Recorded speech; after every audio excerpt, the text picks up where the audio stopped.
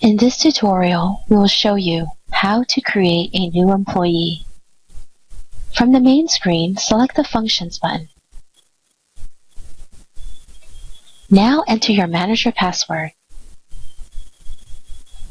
Then select the Back Office. In the Back Office, select the Employees button. Now to add a new employee, select the Add New button. This will take us to the Employee Setup screen. Now we can create the employee. Here we can copy another employee setting by selecting on the drop box. Then select the employee that we wish to copy settings from. Now select the Duplicate button. Here you will see that we have copied settings from the other employee. We can copy security settings, appointment times, and commission splits. Now we need to assign this employee a unique password. Then we need to enter the first name and the last name. These are required fields. Here we can enter their personal information. This is optional. Now in the Employee Availability box, check off Add to Queue if this is a technician. This will show the employee in the turn order after they clock in. Now check Add to Appointment Book if this employee can take appointments.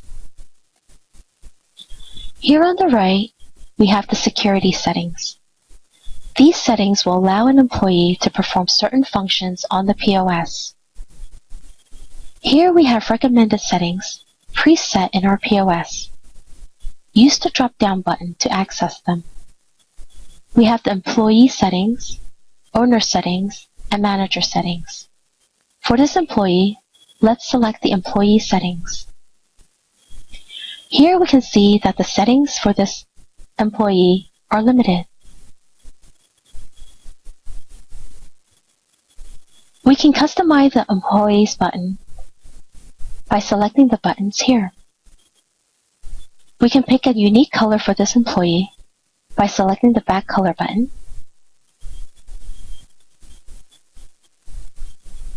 We can select a forecolor, which is the color for the text. And we can add a picture by selecting the Picture button. We can go to the folder where the employee's picture is stored and select the employee's picture. Now let's go to the Employee Job Information tab. Starting here on the top, check Sell Products if this employee can sell products. Check off Perform Service if this employee can perform services.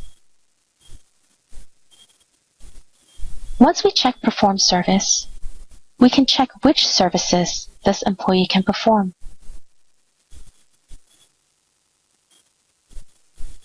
Use the Check All button if this employee can perform all of the services available in the salon. Now let's select a start date using the drop-down calendar.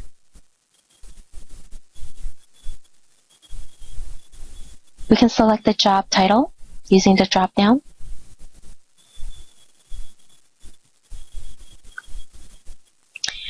Now, if the salon has a product commission program, we can select it from the drop-down box.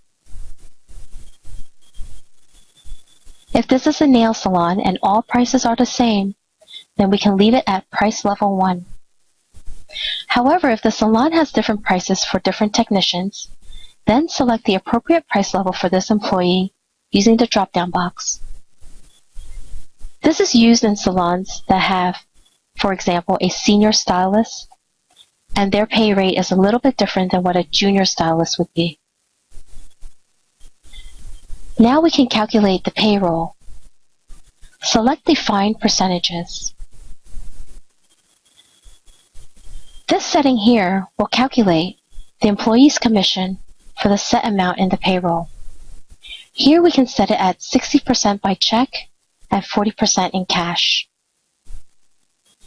Here in the bottom left, we can set this employee's schedule. If the employee is clocked in and we do not see them in the queue, most likely it is because one of the workdays are not checked off.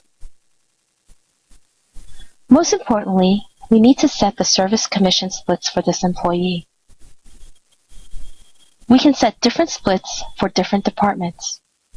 For example, we may have a 60-40 split for the nail services.